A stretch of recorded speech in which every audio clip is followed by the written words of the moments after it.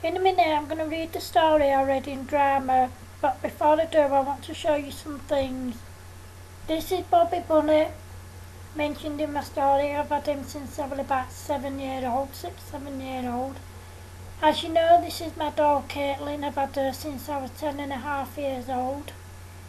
This is my knitted Care Bear Bella. I've had her since I was about 11.5 years old. This is a picture of my cat Tinkerbell, who I grew up with from the age of 5. I got her for my birthday at the age of 5.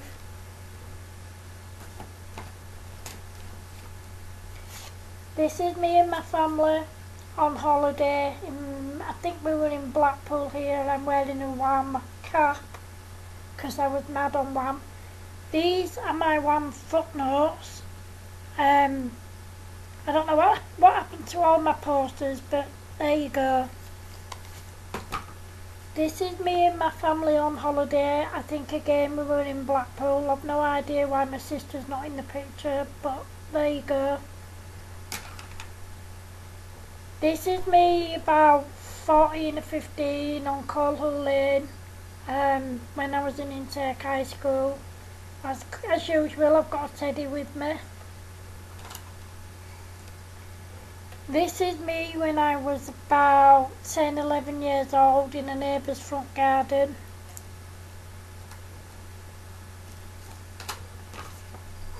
This is me and my sister and my mum building a snowman in our back garden when me and my sister were little. This is my little brother as a toddler playing with Bobby Bunny.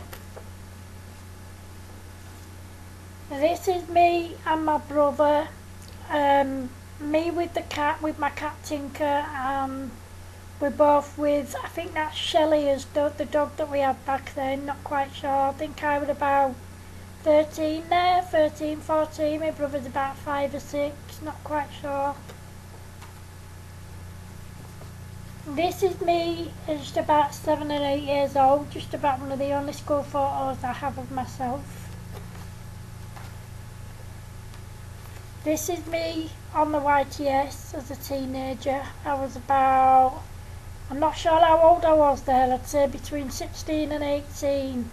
And I don't know if that was the Yorkshire Dales or the Lake District, I'm not sure. Now I'm going to read you my story.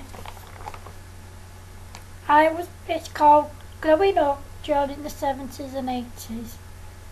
I was born on the 25th of June 1972. Growing up during the 70s and 80s, we didn't have all the things that kids have today. We didn't have PCs, laptops, iPads, tablets, Kindles, game consoles and mobile phones. We didn't have cable TV either. We only had 3 TV channels, but we didn't have everything handed to us on a plate. And our parents didn't give us what we wanted when we wanted it, just to keep us quiet. We were taught that if we wanted something really bad, we had to save up for it or find a way of getting the money by having jumble sales or doing extra chores for our parents and neighbours. We only really got what we wanted when we wanted it, when it was our birthday and at Christmas time. We were taught to look after and to respect our things and to look after them because our parents weren't willing to replace stuff that got broken or damaged. I remember my favourite time of year was summertime because during the school summer holidays we were allowed to play out until 9, 10 o'clock at night. We didn't spend all our time inside playing games on phones and stuff. We were outside most of the time just playing and playing, to a point where we were totally exhausted when we went to bed. I remember all of the games we played, games of which children don't play these days. We played a game called Ticks Off Ground. There would be one person chasing everyone else, and if they ticked you it was your turn to do the chasing. Unless you were off the ground, then the person doing the chasing wasn't allowed to tick you. Ticks was where if you were ticked it was your turn to do the chasing. May I was where there would be one person on one side of the street and a few others on the other side. The person who was on their own would say to someone something like, "Take tiny fairy steps." You would say, "May I?" If they said, "Yes, you may," then you did what they said to do. If they said, "No, you may not," then you didn't move. We played other games like ice cream, which was where you'd have one person on one side of the road, stood with their back to you, and a group of people on the other side of the road. The aim of the game was to sneak up on the person with their back to you and to stand like a statue if they turned round. If the person turned round and caught you moving, then you had to go back to the start.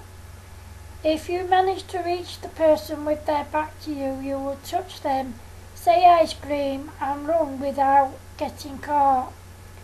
We played knock-a-door run, which didn't go down well with some people. I remember a game called Kirby, which was mostly played with two people, who would stand opposite each other on either side of the road. If you threw the ball to the other person and it hit the curb and bounced back to you, then you scored. But if the other person caught the ball, then you didn't score.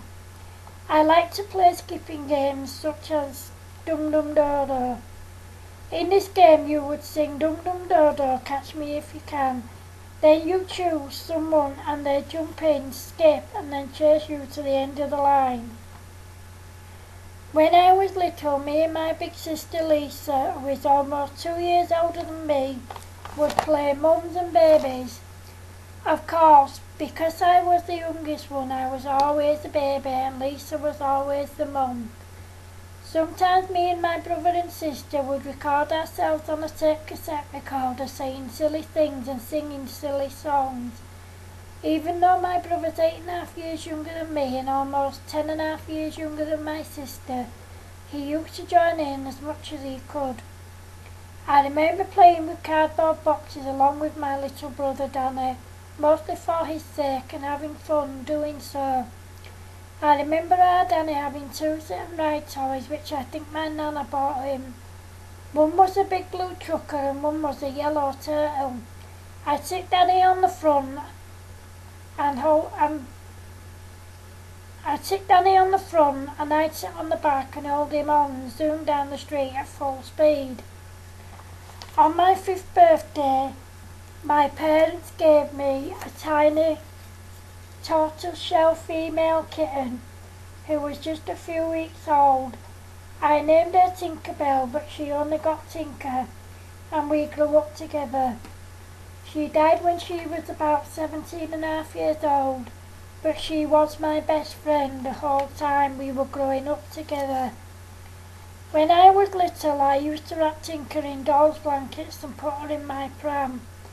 I'd take her for walks around the house and up and down the street and pretend she was my own little baby, and she'd just lie in the pram and not move.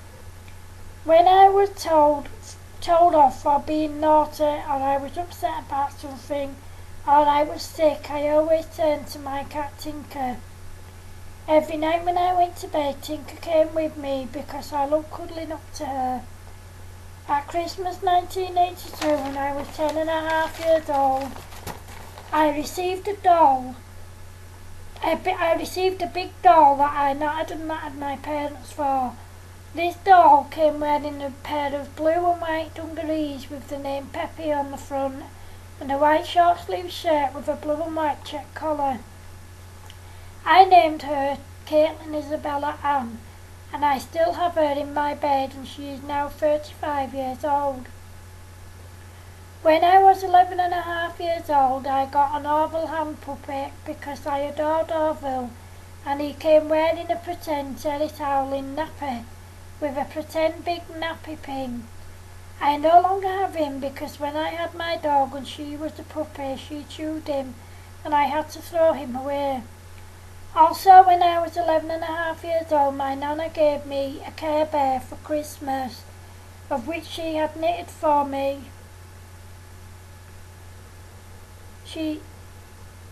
I named her Bella and I still have her, and she is 34 years old. and she sleeps in my bed with my doll Caitlin. I have a big black and white checkered bunny called Bobby Bunny that I got for Christmas when I was about 7.5 years old. Kids of today don't play the way we used to. These days it's all about games consoles, iPads, phones, the internet and social networking sites. I know it's not the same with all kids, but kids these days don't get everything they want when they want just to keep them quiet. When I wasn't playing with my toys or friends, I'd play by myself making mud pies and daisy chains. I used to play skipping by myself with my own skipping rope with the wooden handles. I'd be outside singing I'm a Texas girl and doing the action to it. If I couldn't get anyone to go on a picnic with me, I'd get my mum to make me sandwiches and stuff, and I'd take my doll and go by myself. I'd go down to the local field at the side of where the original Whitecoat Primary School used to be, and I enjoyed every single second of it. The original school's no longer there. A new one has been built further down and houses have been built on the field. However, the memories are still there as clear as day, and I hope they always will be for the rest of my life. Kids of today won't be able to write a story about their childhood because kids of today spend their time on games consoles, etc. Thank you.